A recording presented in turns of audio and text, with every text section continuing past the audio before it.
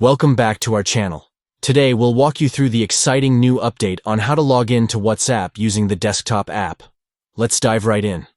First, start by opening WhatsApp on your desktop. Whether you're using Windows or Mac, the process is simple. If you haven't installed the app yet, head to the official WhatsApp website, download it, and get set up. Once you have the app open, grab your Android phone. This part is crucial. Open WhatsApp on your phone and look for the three-dot menu located in the upper right corner of the screen. Tap on that menu, and from the list, select Linked Devices. Now you're almost there. You'll see a button that says Link a Device. Tap on it.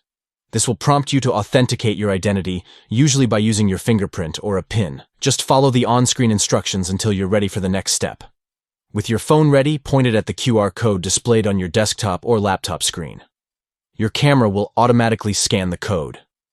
Once it recognizes the code, it'll take a moment to load your chats. And just like that, your WhatsApp messages will appear on your computer.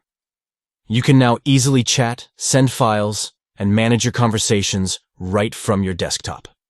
That's all for today's tutorial.